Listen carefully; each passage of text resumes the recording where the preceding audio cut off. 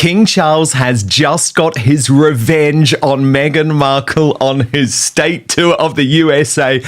And this is so beautiful. No one has worked out the inside story either, but I will tell you what this meeting with Martha Stewart means in just one moment. First, though, Prince Harry and Meghan Markle, of course, are doing their best to ambush this tour. I think it is absolutely revolting. Briefing People magazine a whole load of complete baloney in order to push Charles off that magazine cover.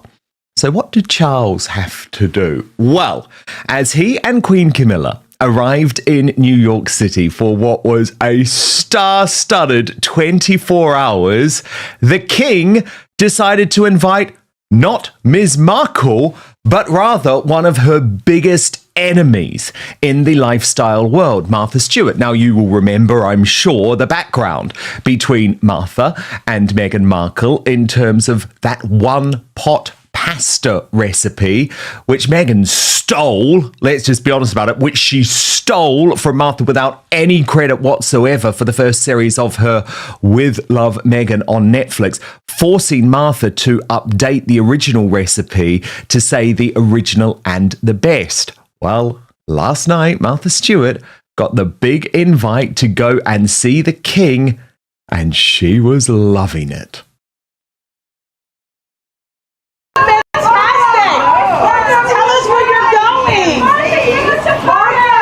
Martha, are you going with Charles, with King Charles over with Chuck?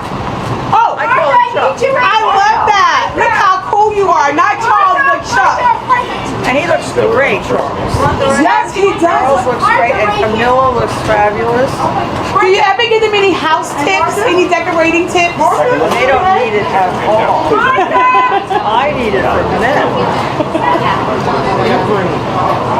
Thanks, Martha. Tell us how it is. Ciao.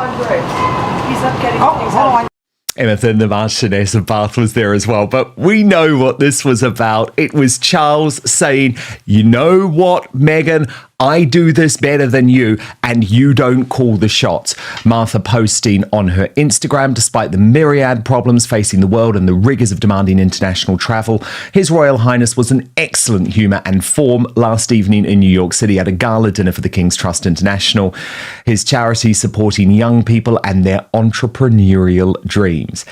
And Camilla got her revenge too, actually, by headlining another star-studded event where she attracted the type of A-listers that Meghan Markle could only dream about. Yes, she is walking down the stairs at the New York Public Library with Sarah Jessica Parker at an event also attended by Anna Wintour. And we will come to all of that in just one moment. But let me bring in Royal YouTube sensation P. Dana first on this, because P. Dana, I am shocked that the mainstream media haven't worked out what was going on here. Trust me, this was the most carefully cultivated guest list of the visit. Every celebrity booked was sending a very clear message. Everyone at Buckingham Palace is completely aware of the optics of inviting Martha Stewart, and they did it anyway, because this was Charles getting his revenge on Meghan and Harry, who have, through the whole visit, P. Dina, from Ukraine to this People magazine cover, attempted to ambush it. Absolutely. And I think when you try to do things like that, it only comes back in your face so hard when you see that Charles and Camilla are able to have relationships with people that Meghan would only dreams of having relationships with. She has been outed and just pushed aside by almost every A-lister, and she can't get any traction behind that. But how seamless it is for the king and Camilla. And it just is, I think, a slap in Meghan's face to see that, you know, here she is trying to make headway with certain people that she can surround herself with, and she just can't do it. But, you know, the real royals can. And it really shows Meghan where her place is. It shows her that She does not have that status that I think she thought she had. But now I think she's feeling more put in her place to see that she is not on the same level, nor will she ever be. This is a great scene to see. The optics are beautiful. And this is exactly what Meghan needs to see. She needs to be put in her place in a way that shows her, sit aside, girl. You don't have anything on the real royals. And I believe she's really feeling it really hard right now because this is beautiful to see, Dan. One of the most fascinating aspects of modern royal engagements is that they no longer exist in isolation. Every handshake, every invitation, and every photograph is instantly compared with the activities of other members of the royal family, particularly when public attention is already divided. That means even a seemingly routine appearance at a charity gala can quickly become part of a much larger media narrative. It's also worth remembering that celebrity and royalty operate on very different forms of influence. Hollywood celebrities often build their reputation through entertainment, commercial success, and personal branding. The monarchy, however, draws much of its influence from history, tradition, diplomacy, and continuity. When those two worlds intersect, the public naturally looks for hidden meanings, even when official organizers may simply be bringing together well-known figures for a charitable occasion.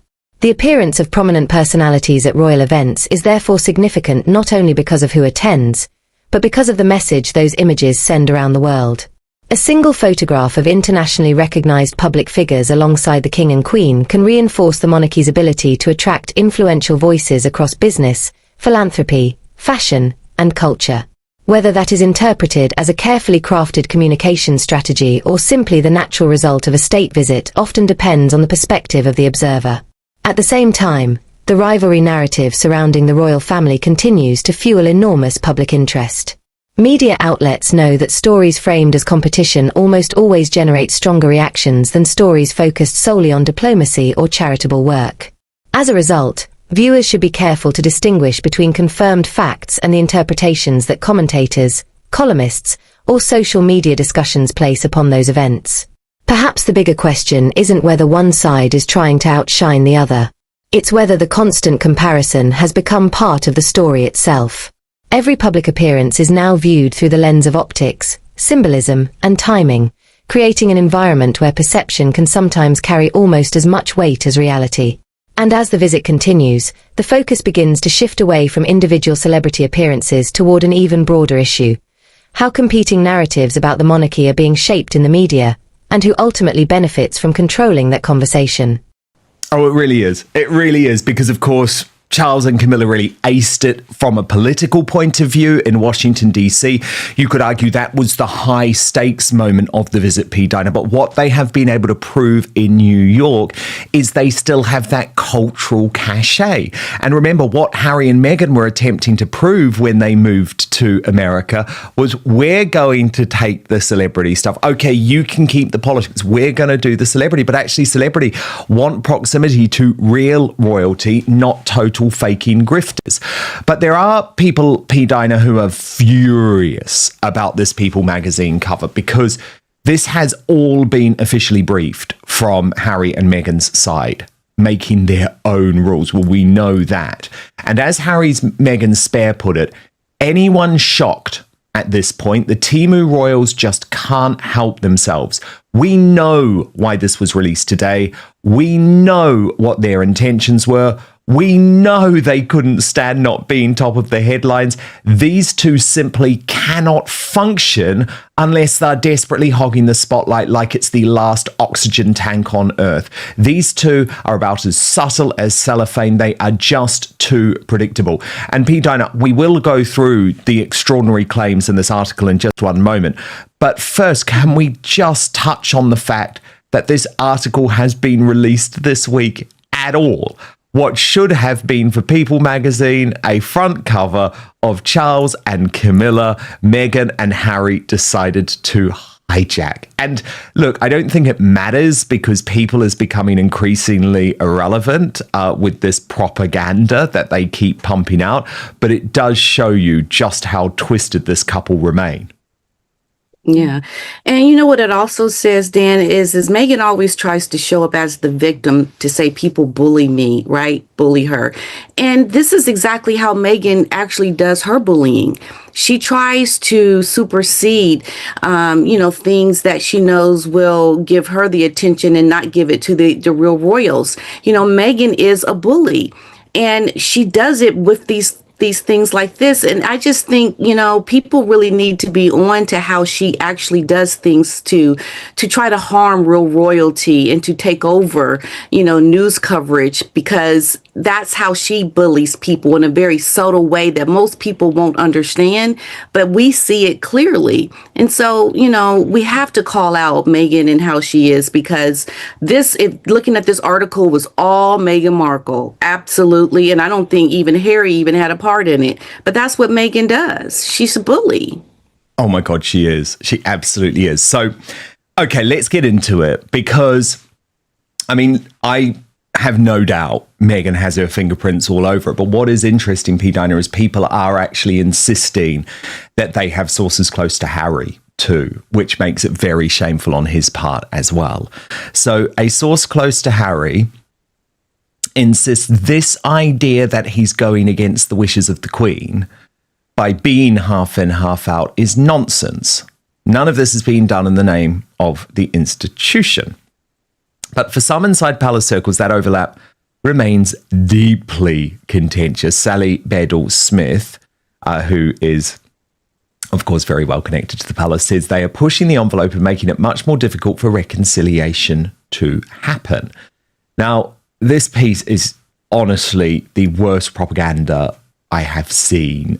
Like, they talk about how brilliant Harry was in Australia at the memorial, and how brilliant Meghan was at the women's shelter. And they quote Kylie Walters of Who magazine, who is the royal correspondent there, saying that people gravitated towards these two. So I'm just setting it up because it shows you how awful really this piece is. However, they do ask, for critics, it raises a broader question about where public service ends and personal branding begins.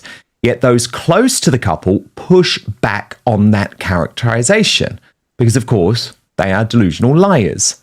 An insider, so this is probably Meghan herself, they're not reliant on Harry's father or taxpayer-funded money.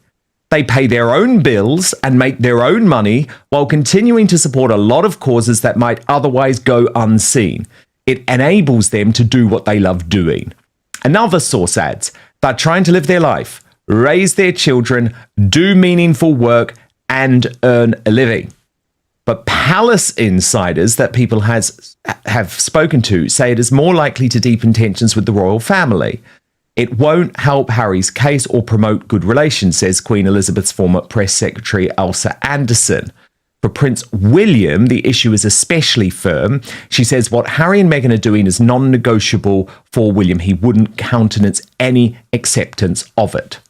After years of distance, there has been some renewed contact between Harry and his father, People magazine claims. Now, I am very suspect about this. Very suspect. But they do admit that the divide remains most acute with his brother William, with some questioning whether the rift can ever heal. But then we get the pushback. Those close to the Sussexes, however, describe a more measured reality behind the scenes. Meghan lets Harry lead on all royal matters and dictate what needs to happen, a friend says. But it would never put them at odds. They're on the same team. Says another source, it remains very emotional. Harry and Meghan are both realistic. They're not approaching it with the expectation of a quick resolution. It's about making small, manageable steps and seeing where things land. This remains very important to Harry, with Meghan supportive. And that was interesting to me because that really is the first admittance from Prince Harry that everything that I have been reporting for months and actually a couple of years now is true. He is totally miserable in Montecito and desperately looking for a way to have some type of reconciliation with his friends and family in the United Kingdom, which isn't going to happen. And Meghan has to claim that she's supportive, even though she's caused this entire thing. So it's gaslighting of the highest order. Then Harry and Meghan want to give us some type of insight into what they claim is just this perfect home life in Montecito, because this is trying to push back, of course, on the idea that Harry is miserable, which he is. So they say at home work is scheduled around school hours. Weekends are for family time. Archie and Lilibet are their life, says a staffer who has worked for the couple since their early days in California. There's a real warmth and sense of normalcy. Now, I found this particularly intriguing, the fact that Harry and Meghan have actually put up staff members to speak to People magazine. This is, of course, because we saw how the chief of staff for Harry was treated by Meghan Markle with that death stare in Australia. So they have to now try and push back, but I don't think it's going to work. They also claim, People magazine also claims, that both Harry and Meghan have built tight-knit circles in Montecito. So they say Harry maintains a close group of friends, many of them fellow dads, because, again, we've heard a lot about Harry's lack of friends in California. But the source says, and this is described as a close source, which can be translated to mean directly from Harry or Meghan, probably via Liam Maguire, their PR dude. He really thrives on those friendships and values that sense of connection. Meanwhile, Meghan keeps a small, loyal group of long-time friends, often meeting for workouts or quiet nights out together. They're very careful about who they allow into their lives, a friend says. That loyalty runs deep. I mean, honestly, I feel like I'm reading a novel here. I'm reading a piece of fiction, because People magazine should actually feel ashamed for publishing this, because they're meant to be a journalistic organization. And we all know that Meghan and Harry have absolutely no loyalty to their friends. But anyway, I will go on because they have quoted one of the friends on the record, Kelly McKee Zadge-Fenn, who will be dumped one day, just like Tyler Perry has been, just like Jessica Mulrooney was. But she says no matter what Meghan has going on, she always makes time for her friends. She really shows up, and not just when it's easy. And there's a real PR attempt to try and make us feel like we should be supportive or feel sorry for Meghan Markle, with sources saying that her resilience is hard won. They both try to focus on staying as positive as possible, says a source, but people forget they're human beings, especially Meghan. There's only so much a person can handle. Still, that same source says their focus remains steady. They wake up every day focused on being the best parents they can be. No matter what comes at them, they pick themselves up and keep moving forward. Well, they're hardly down the mines, are they? I mean, what are they moaning about? What's the issue here? Nearly 8 years after their wedding, Harry and Meghan's bond remains central. Oh, sure. They are the biggest champions of each other. And this is the staffer that they're quoting. The more adversity they face, the more they come together. And then the spin about the business. I mean, remember, there's been virtually no mention here of the fact that they've been dumped by Netflix. But they say Meghan is focused on building as ever into a lasting business. Good luck with that. The brand continues to roll out new products, including a Mother's Day collection featuring candles inspired by the couple's children. It is still in test and learn mode, says the close source. Okay, again, at least there's some honesty there. But the problem is, you shouldn't be testing and learning. You had one of the biggest companies in the world behind you. You fucked it up. Anyway, the source goes on to say, she wakes up thinking about new ideas and works on it all the time.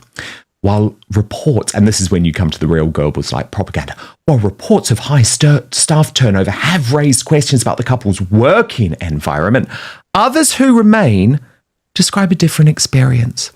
Okay, so the people are lying to Vanity Fair. The people were lying to Jason Knauf. The people are lying to The Hollywood Reporter.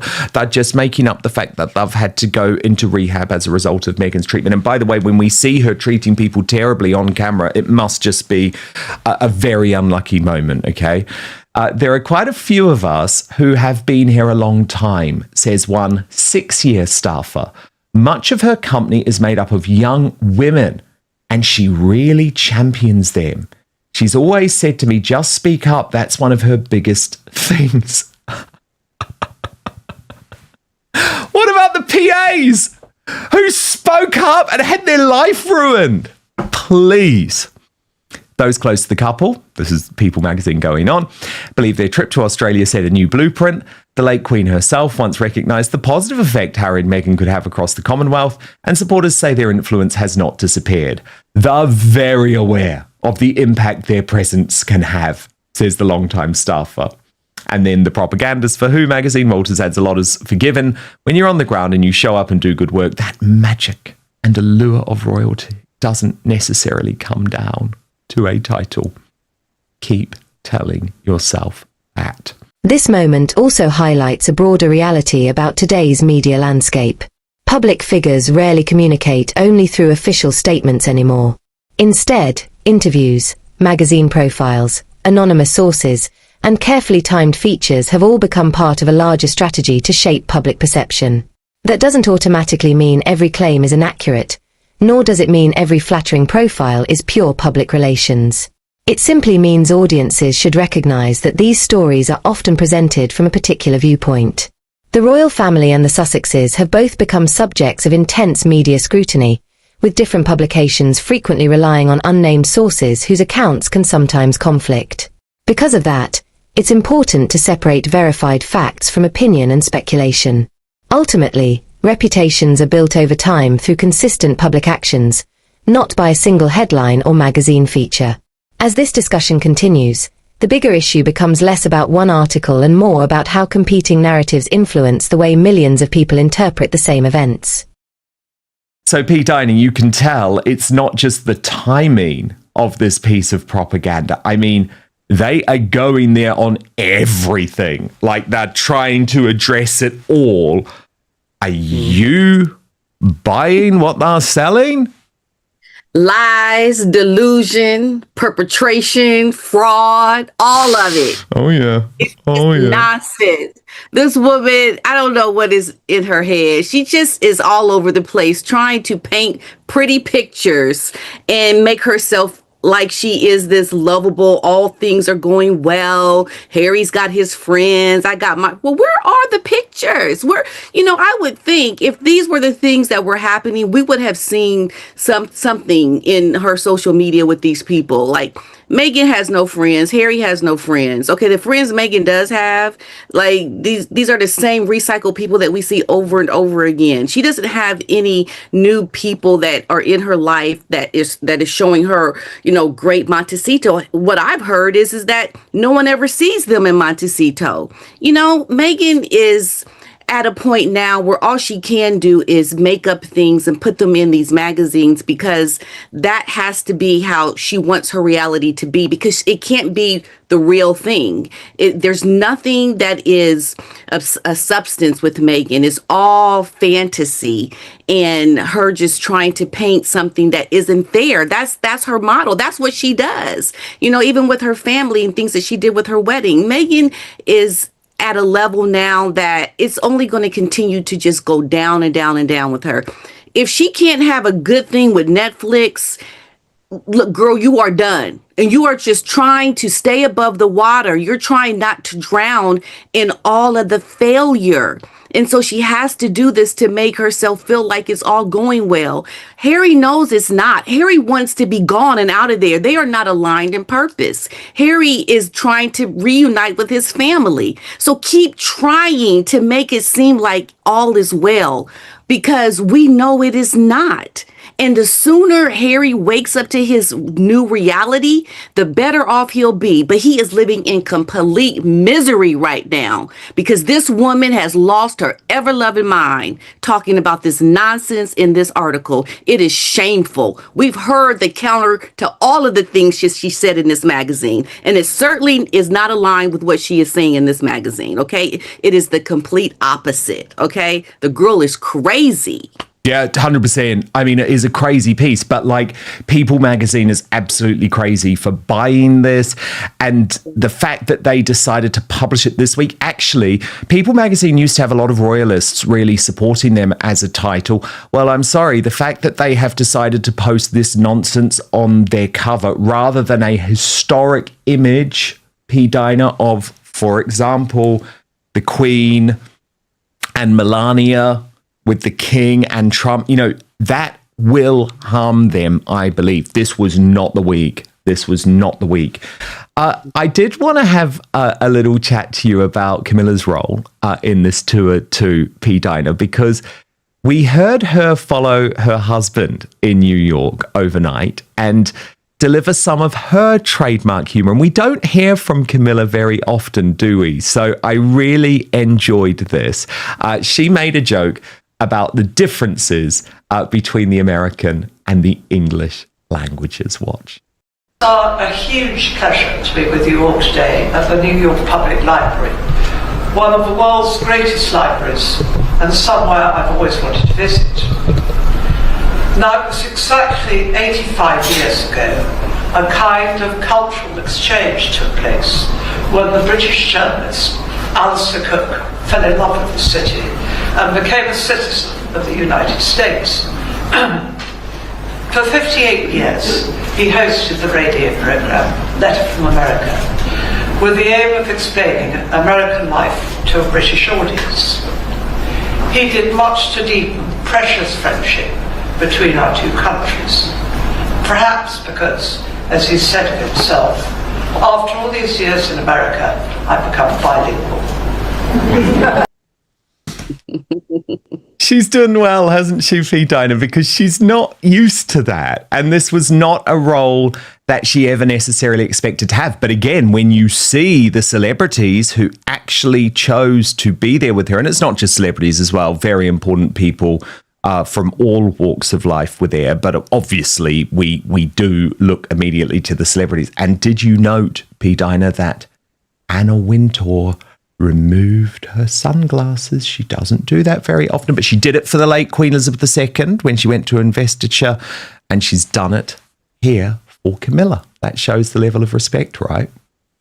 Absolutely. And it shows how comfortable she is with Camilla, because that's when she usually removes her glasses. And it shows how just, comfortable and well received that she feels, being with Camilla. And it's really nice to see that the relationships that would normally be there for someone like a Meghan to help her with her career, they're just seamless relationships here with real royalty. And I just love to see it because it's the authentic side of everything that we're seeing. Like it's not, perpetrating, trying to look like, so and so. Like, these are real relationships that come together when this caliber of people are together. It is to be expected. And so it's nice to see it happening. And I'm just really thrilled to see the warm reception that they have received and how well everything is going. And it's been a very nice, memorable time to have real royalty in America, showing us Americans what it's really like to be amongst real royals and not those that want to pretend royal. Oh, indeed. It has been quite a week. And I think, P. Dinah, a lot of people were trying to say, the royal family's over and there's not going to be any excitement. No. They proved quite the opposite. And in some ways, I think Harry and Meghan timed Australia so badly because they're trying to say that's a royal tour. No, this is a royal tour. This is how you do royalty. It was chalk and cheese. But P. Dinah, we also need to talk about William and Catherine because it's their 15th wedding anniversary and their friends have been speaking out too. And there is fascinating detail about just how William and Catherine have dealt with and intend to deal with Prince Harry and Meghan Markle in the future. It's really, really fascinating. Thank you so much.